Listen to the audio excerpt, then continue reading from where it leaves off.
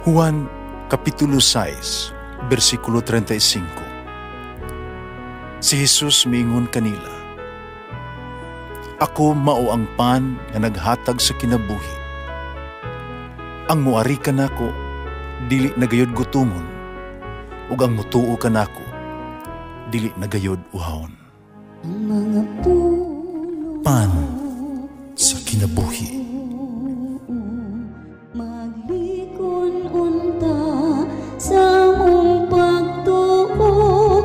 Gagakakabi sa pagtuman sa imong mahal nga kasuguan. Ang Ginoo na kaninyo. Santo sa Ebanghelyo sumala ni San Lucas. Nagkaduol na si Jesus sa siyudad o iyang pagkakita niini, nihilak siya. Umiingon, "Kinasahayod ka palang unta karong adlaw kung unsa ang kinahanglan alang sa kalinaw. Pagkaron dili ka makakita niini. Kay maabot ang mga adlaw nga likusan ka sa imong mga kaaway ug alihan ka ug atakihon nila ang tanang dapit. Gunubon ka sa hingpit ug laglagon ang mga tao nga nagpuyo diha kanimo. Walay usa ka bato nga ibili nila nga mahimutangan niini. Kawala man nimo ilha ang panahon sa pag-anis sa Dios aron pagluwas kanimo." Ang Ebanghelyo sa Ginoo. Pasalamati ang Ginoo kay siya maayo, ang iyang gugma mulungtad hangtod sa kahangturan. Pasalamati ang Diyos sa tanang mga Diyos, ang iyang gugma malungtaron. Pasalamati ang Ginoo sa mga Ginoo, ang iyang gugma malungtaron.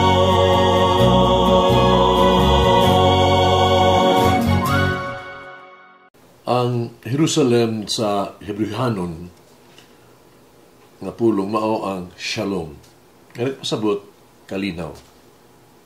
Si Jesus mihilak tungod kay ang Jerusalem napakyas sa pagtuman sa iyang mga sugo.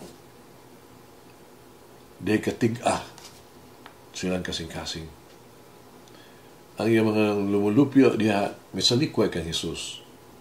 Ang Diyos mianhi sa iyang katawhan sa persona ni Jesus, pawala nila siya dagidawat. Napakya sila sa pag-ila sa oras sa ilang pagbisita. Tungod silang kapakyas sa pagkinabuhi sumala sa ilang pagkatinawag o pagkapili ng ingong katawhan sa Diyos. Si Jesus mahilak. Nakita ng daan ni Jesus ang maabot ng kalaglagan sa Jerusalem sa mga Romano. O kininitabo sa tuig 70 AD. Dinhi sa Ebanghelyo karong adlaw, gipakita kanato ni Jesus ang kasakit na siyang kasing-kasing. Naguul siya kay wala man mamati kaniya ang iyang mga tao. Ang Jerusalem nagpadayon sa iyang katigas kasing-kasing. Kung ang katawhan nagtagad unta sa iyang ug nag-usab sa ilahang dalan. Kung gidawat lang unta nila siya ug nakabig tungod sa iyang milagrosong mga buhat. Nagpabilin sila nga gahi ug ulo, nagpadayon sila nga daan nga maagi sa kinabuhi. Nagusik ug isika nila ang paningkamot ni Jesus. Sa ingon si Jesus mihilak alang sa Jerusalem tungod sa trahedya nga nahitabo diha kanila. Apahon na kini naghilak ba usab si Jesus alang kanato karon? Oo, si Jesus naghilak. Sa dihang ang kinabuhi wala na to tahura, wala dispito sa kinabuhi. O mga bata na naasabakan gipakuha. Naghilak si Jesus kung gilapas ang kabalaan sa kaminyuon. og sa mga magtiayon nga mudangop sa gitawag to nga gidili kontraseptibo o nagpuyo-puyo. Sa diha nga ang lawas sa tao sa giabusuhan nato, naghilak si Jesus. Sa diha nga mogamit ta sa atong isig katao, diha nga ang mga butang igamit nato sa sayop nga pamaagi. Si Jesus naghilak alang kanato.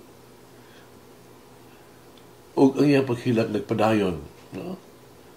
Kung padayon kita sa kinabuhi diha sa sala, sa kahakog o pasalikway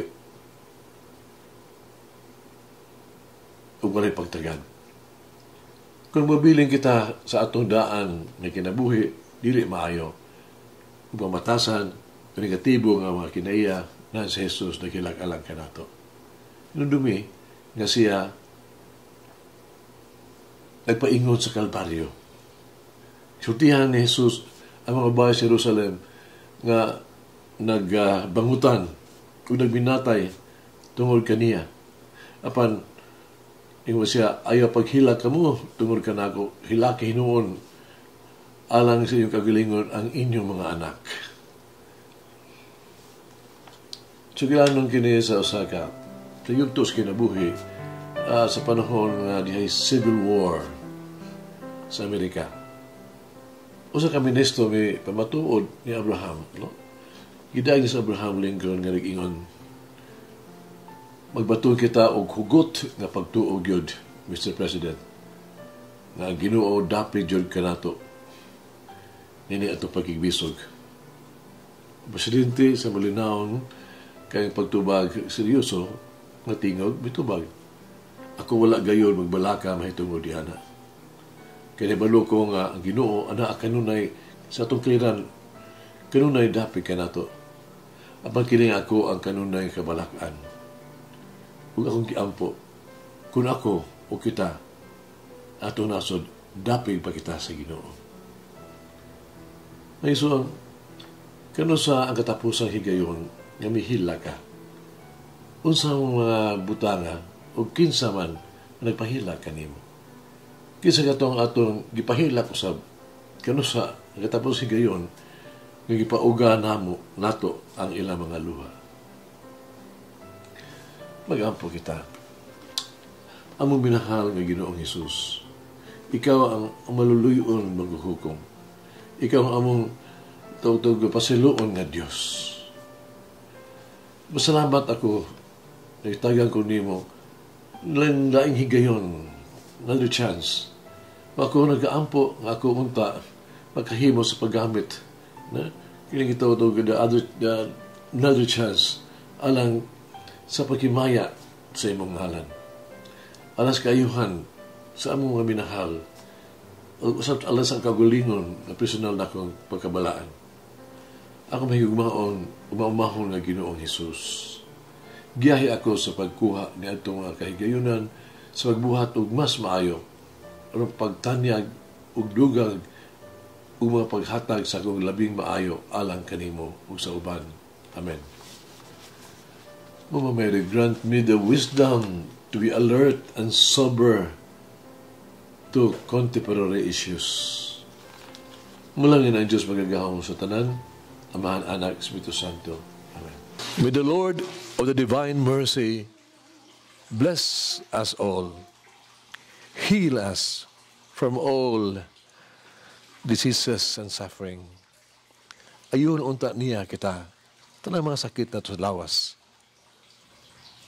o sa kalag, body and soul.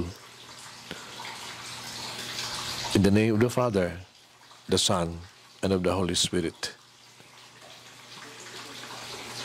Jesus, I trust in you. Amen. Whoever eats the bread of life will never hunger, says the Lord. Kay galaan inyong nabati ang pagpaambit ug hamubong pamalandong sa pulong sa Dios pinaagi sa tulumanon. Pan sa kinabuhi nga gidumala ni Monsignor Daddy Silva Hangtod na usab sa sunod higayon, daghang salamat. the bread of life.